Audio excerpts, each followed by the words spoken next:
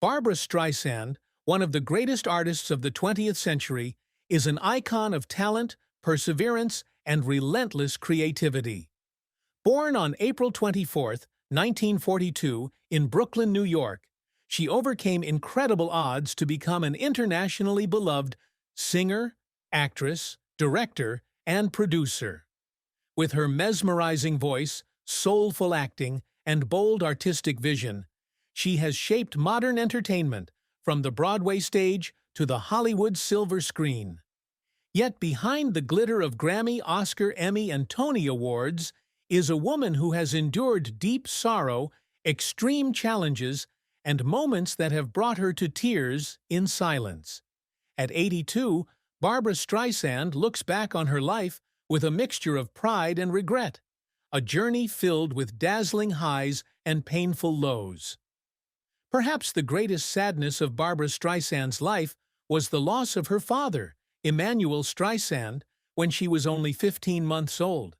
Her father, a teacher and scholar, died suddenly of a seizure, leaving her mother, Diana, and their 2 children in poverty.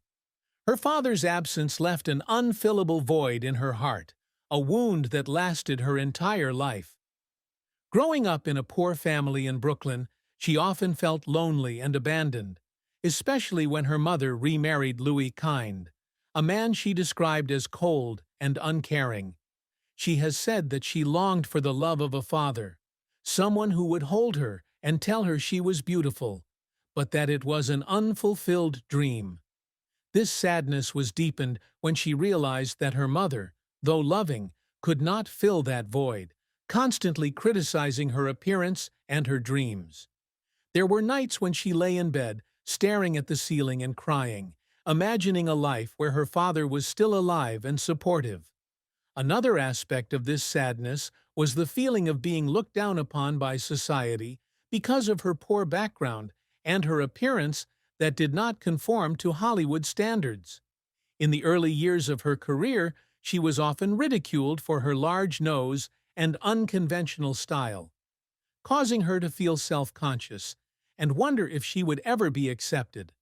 These criticisms, while not making her give up, were etched in her mind, becoming part of her journey to assert herself. Barbra Streisand's career has been a symphony of brilliant successes and painful failures. Born in a poor neighborhood in Brooklyn, she grew up dreaming of becoming an actress, even though no one in her family believed she could succeed. From a young age, she showed a talent for singing, entered local talent shows, and dreamed of standing on the Broadway stage. At the age of 18, she began performing in Greenwich Village nightclubs, where her unique voice and emotional performance style quickly attracted attention. In 1962, she made her Broadway debut in the musical I Can Get It For You Wholesale, earning a Tony nomination and establishing herself as the new star of the stage. Her breakthrough role as Fanny Brice in Funny Girl in 1964 was her breakthrough, bringing her worldwide recognition and a contract with Columbia Records. Her debut album, the Barbra Streisand Album, won 2 Grammy Awards, marking the beginning of an illustrious music career. In film, she continued to shine as Fanny Brice in the 1968 film version of Funny Girl, which earned her an Academy Award for Best Actress, a rare achievement for a newcomer. She continued to assert her talent with films such as The Way We Were in 1973, A Star Is Born in 1976, and Yentl in 1983, where she not only starred but also took on the roles of director and producer. Yentl was a milestone, as she became the first woman to write, direct, produce, and star in a major Hollywood film. The film, despite controversy, received 5 Oscar nominations and took home the award for Best Original Score. In music, she released over 70 albums, with hits such as Evergreen, The Way We Were, and Woman in Love, selling over 150 million records worldwide. She is one of the few artists to have achieved EGOT, holding an Emmy, Grammy, Oscar, and Tony, a testament to her multifaceted talent. However, her career has not been without its failures. One of the biggest failures was when the 1996 film The Mirror Has Two Faces, which she directed and starred in, received mixed reviews from critics. Although the film was loved by audiences and earned her an Oscar nomination for the song I Finally Found Someone, critics criticized her for being too controlling as a director. The failure deeply hurt her, and she once shared that there were days when she read negative reviews and cried because she felt her work was not recognized. Another failure was when she was turned down for the lead role in the 1972 film Cabaret, a role she believed she was better suited for than Liza Minnelli. This rejection, while not a deal-breaker, made her wonder if Hollywood would ever accept a woman with her looks and style. The struggle to overcome these setbacks was a tearful one. When directing Yentl, she faced doubts from producers who believed a woman could not handle such a huge project. She spent years researching, writing, and fighting to keep her vision. And there were nights when she would sit alone in the editing room, looking at shots and crying from the pressure. Barbra Streisand's achievements were not just about fame or awards, but also about breaking barriers and inspiring the next generation.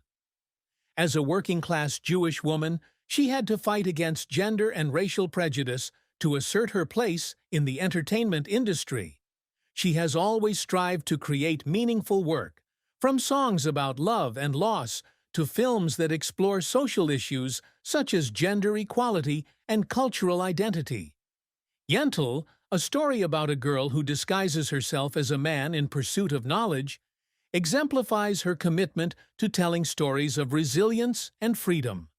She also founded the Barbra Streisand Foundation, which supports environmental, women's rights, and education initiatives in the hope of creating positive social change. She also strives to be a good mother, even though it is not always easy. For her son, Jason Gould, she wants to be a role model he can be proud of, not only through her acting, but also through the way she faces adversity. When Jason came out as gay in the 1990s, she stood up for him against social prejudice, an act that took courage in the context of the time. She also worked hard to protect him from the pressures of her own fame, even though it meant keeping her personal life private. At 82, she continues to work, release albums, and participate in charity projects, hoping to leave a lasting legacy for her family and her audience. Barbra Streisand's love and marriage have been tumultuous, filled with both joy and pain. Her first marriage was to actor Elliott Gould, whom she married in 1963 when they were both young and struggling to establish their careers. They met while starring in the musical I Can Get It For You Wholesale, and their love blossomed quickly during their passionate days on Broadway. Together, they had a son, Jason Gould, who became the center of her life. However, the pressures of both their careers, especially when she became a global star in Funny Girl, took their toll. They divorced in 1971, after 8 years of marriage, in what she described as a painful but necessary separation. She has said that there were nights when she would sit alone, think of the happy days with Elliott, and cry because she felt she had failed to keep her family together for her son. After her marriage to Elliott, she had many romantic relationships, from producer John Peters to actor Don Johnson, but none of them gave her a real sense of security. A major sadness in her love life was feeling misunderstood and alone. Even though she was loved by millions, she was constantly scrutinized by the media about her personal life, with articles calling her controlling and unapproachable, causing her to close her heart. True love came to her in 1996, when she met actor James Brolin at a dinner party. Their relationship quickly developed, and they married in 1998 in an intimate ceremony at their home in Malibu. James Brolin provided her with stability and unconditional love, helping her overcome her insecurities and find joy in middle age. However, she still carries the sadness of her earlier lonely years, and there are moments when she wonders if she deserves the happiness James brings. Her children have been a big part of Barbra Streisand's life, with Jason Gould at the center of her world. Born in 1966, Jason grew up in the limelight of his mother, but also faced the pressures of her fame. A sensitive child, he often felt overshadowed by his mother's fame, and she did her best to shield him from the scrutiny of the media. When Jason came out as gay in 1991, she stood up for him, even though it earned her criticism from some conservative audiences. She has said that there were days when she read negative comments about her son and cried because she felt helpless. Still, she was proud of Jason, who pursued a career in music and acting, including roles in The Prince of Tides and his own solo album. Her relationship with Jason was not always easy. In the early years of her career, she was often busy with film and music projects, leaving her little time to spend with her son. She once said that there were times when Jason would look at her with sad eyes when she was preparing to go on tour, and that feeling of guilt haunted her for years. As Jason grew older, she tried to make up for it by participating in his projects, such as singing "How Deep Is the Ocean" on his 2014 album Partners. These moments, though small, were precious to her because they provided the closeness she craved with her son. At 82, she still keeps in close contact with Jason, calling him regularly and spending time with him, as a way to heal the wounds of the past. James Brolin, who has been